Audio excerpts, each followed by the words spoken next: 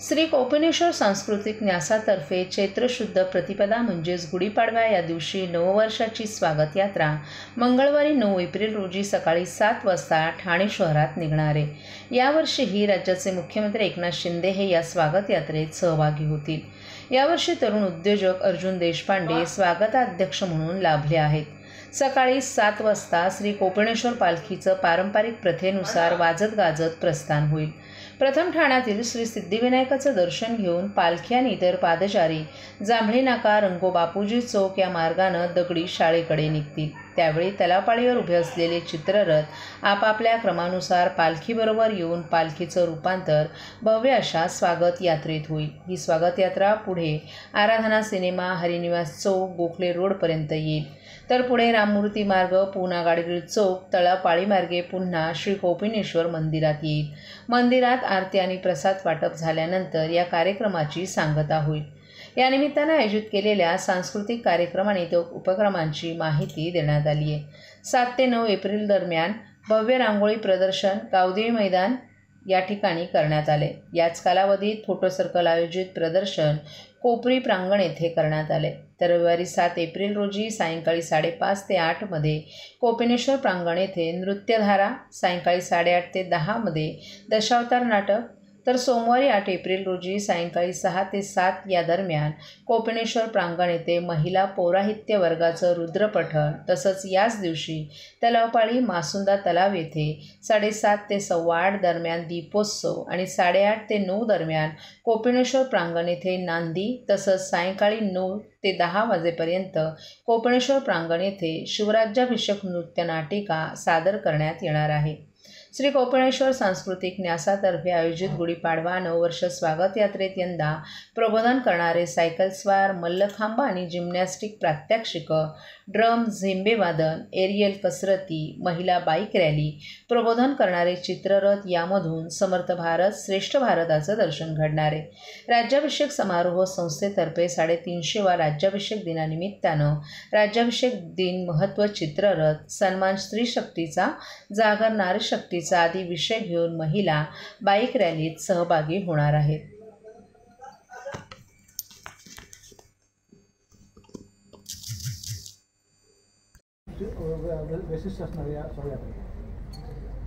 आत्तापर्यंत सगळ्यांच्या सहकार्यातनं आपण ही यात्रा संपन्न करतच असतो, पण यावर्षीचं एक वेगळं पण असं की वयाच्या 21व्या वर्षी आपलं स्वतःचं एक नाव सिद्ध केलेलं आणि जेनेरिक फार्माचे जनते श्री अर्जुन देशपांडे यांनी आपलं स्वागताध्यक्षपद स्वीकारलेलं आहे। आत्तापर्यंत आपण वेगवेगळे प्रयत्न युवकांनी ह्या सगळ्याशी जोडलं जावं म्हणून करत असतो, कारण आपण असं म्हणतो की जेव्हा युवकांच्या हाती आपली संस्कृती सोपवली जाते तेव्हा ती निश्चित स्वरूपाने आणि चांगल्या हातातनं पुढे जाते। आणि त्यामुळे यावर्षीचे आमचे निमंत्रक आणि आमचे स्वागताध्यक्ष हे दोनही तरुण तडफदार नेतृत्व आहेत आणि अशा नेतृत्वाच्या हातामध्ये आपली ही सगळी धुरा सोपवणं, आणि त्यामुळे अशी खात्री आहे की त्यांच्या दोघांच्या माध्यमातून आपण शाळा, कॉलेजेस आणि शिवाय ठाण्यातल्या वेगवेगळ्या ठिकाणाहून जिथे जिथे यूथ आहेत त्या यूथनं असं आवाहन करतोय की ही सगळी परंपरा आणि संस्कृती टिकवण्याचं काम आपण करणार आहात आणि त्यांचा आदर्श आणि त्यांचं उद्दिष्ट जे आहे की ह्या सगळ्यांनी ठाण्यामध्ये एकत्रित यावं आणि भव्य दिव्य अशी यात्रा करावी, त्या दृष्टीने आम्ही सगळ्यांना आवाहन करतो। मॅडम, एकूण किती चित्ररथ असणार आहेत आणि चित्ररथांची थीम काय असणार? साधारण आपण 3 विषय दिलेले होते यावर्षी थीमसाठी। एक श्रीराम, दुसरी होती की शिवराज्याभिषेकाचा 350व्या वर्षाची सांगता आणि राष्ट्रीय संत, अशा अनुषंगाने आपण थीम दिली होती। आणि साधारण 55 ते 60 प्रत्यक्ष चित्ररथ आणि याशिवाय पायी चालणारे किंवा बॅनर्स घेऊन सोसायटींचा सहभाग असणाऱ्या जवळजवळ 15 ते 20 सोसायटी काही स्वरूपामध्ये या यात्रेमध्ये सहभागी होतील आणि काही जण प्रत्यक्ष आपल्या सदनिकेच्या बाहेर या आपल्या मार्गावरती नववर्ष स्वागत यात्रेचं स्वागत करण्यासाठी सिद्ध असतील। पावसाळा तोंडावर असून लोकसभा निवडणुकीची आचारसंहिता लागू झाली आहे। या पार्श्वभूमीवर ठाण्याचे माजी खासदार डॉ. संजीव नाईक यांनी ठाणे महापालिकेचे नवनियुक्त आयुक्त सौरभ राव यांची भेट घेऊन त्यांना शुभेच्छा दिल्या।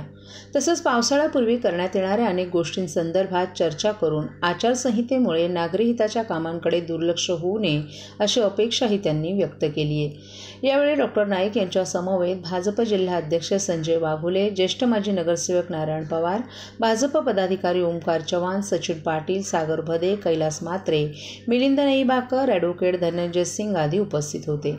भाजप नेते डॉक्टर संजू नाईक यांनी मंगळवारी ठाणे महापालिकेच्या नवीन आयुक्तांची भेट घेऊन शहरातील विविध समस्या तसंच वाहतूक कोंडीबाबत चर्चा केली।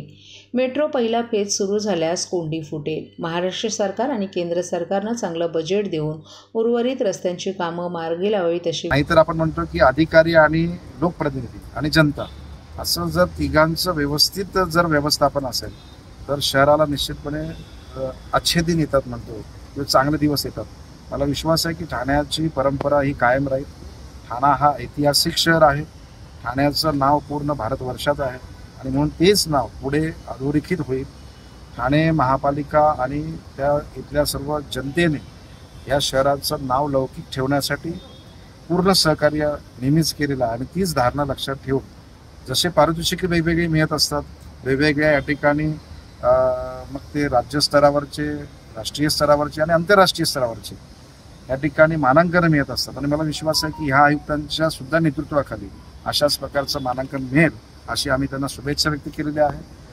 पहिल्यांदाच त्यांची भेट झालेली आहे। भविष्यात समस्या आणि त्याचं निराकरण हे पुढच्या काळामध्ये त्यांच्या बैठकीमध्ये होईल असा विश्वास या ठिकाणी आम्ही व्यक्त केलेला आहे आणि त्यांच्या या पुढच्या कारकिर्दीसाठी त्यांना आम्ही शुभेच्छा व्यक्त केली। सर्व नागरिकांना आवाहन करण्यात येत आहे की सध्या डासांमार्फत पसरणाऱ्या डेंग्यू या आजाराचा प्रसार रोखण्यासाठी प्रत्येकाने पुढील प्रमाणे कार्यवाही करावी। डेंग्यू आजार एडिस इजिप्ती हा डास चावल्याने होतो। या डासांची पैदास साचलेल्या किंवा साचवलेल्या स्वच्छ पाण्यामध्ये होते। 8 दिवसांपेक्षा जास्त दिवस पाणी उघडे व साचून राहिल्यास त्यात डास अंडी घालतात। अंड्यांच्या अळ्या तयार होऊन पुढे डास तयार होतात। यासाठी आपल्या घरातील पाणी साठे उदाहरणार्थ बॅरल्स, पिंपे, टाक्या, हौद, रांजणे इत्यादी दर आठवड्याला रिकामे करून घासून पुसून कोरडे करून पुन्हा भरावे। 1 दिवस कोरडा दिवस म्हणून पाळावा। पाणी साठ्यांना घट्ट झाकणे बसवावीत किंवा जुनी साडी, चादर, धोतर यांनी बांधून झाकून ठेवावीत, म्हणजे डास त्यात जाऊन अंडी घालणार नाहीत। घराच्या गच्चीवर, आजूबाजूला, अंगणात कोठेही पाणी साचू देऊ नये। भंगार सामान उघड्यावर टाकू नये, उदाहरणार्थ टायर्स, प्लास्टिक सामान, कुंड्या, टाकाऊ वस्तू इत्यादी। अशा सामानात पावसाचे पाणी साठून त्यात डेंग्यूच्या डासांची पैदास होते। घरातील कूलर्स, फ्रीजच्या पाठीमागील ट्रे हे देखील वेळोवेळी कोरडे करावेत। लक्षात ठेवा, नुसत्या फवारणीने डास घनता कमी होत नाही, तर त्यासाठी डास पैदास ठिकाणे नष्ट करणे ही आपल्या सर्वांची जबाबदारी आहे। कोणताही ताप अंगावर न काढता जवळच्या शासकीय रुग्णालयात मोफत औषधोपचार घ्या। अशा प्रकारे नागरिकांनी सहकार्य केल्यास डेंग्यूचा प्रसार रोखणे सहज शक्य आहे।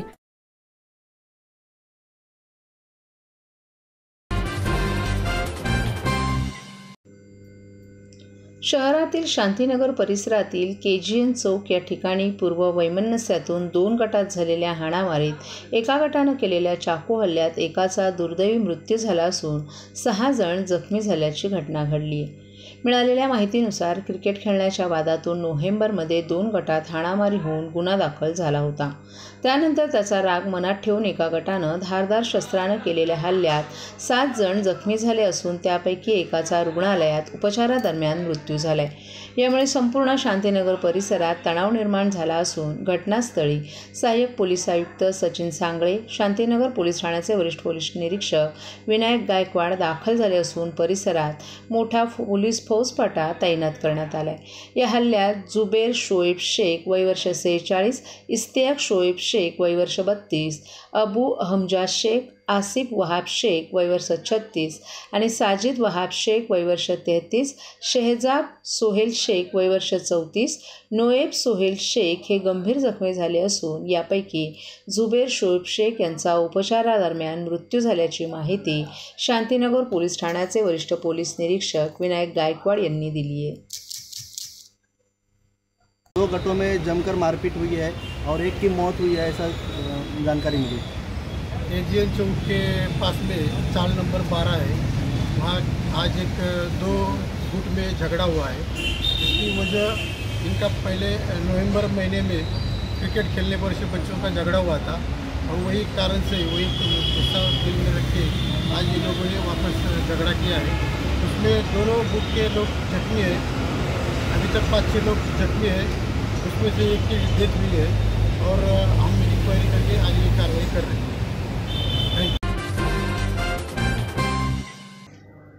महायुतीतील जागा वाटपाचा निर्णय वरिष्ठ पातळीवर होणार असला तरी भाजपनं आग्रह करू नये अशातला काही भाग नाही। प्रत्येक पक्ष आग्रही असतो तेव्हा ठाण्यासाठी भारतीय जनता पक्ष आग्रह ठेवणार असल्याचं वक्तव्य करून ठाण्याचे माजी खासदार डॉक्टर संजीव नाईक यांनी शिवसेनेचं टेन्शन वाढवले। दरम्यान ठाणे लोकसभेच्या जागेवरून शिवसेना आणि भाजपमध्ये रस्सीखेच सुरू असतानाच पुन्हा एकदा या जागेवर भाजपनं दावा केल्यानं शिवसेनेच्या गोटात खळबळ उडाली आहे।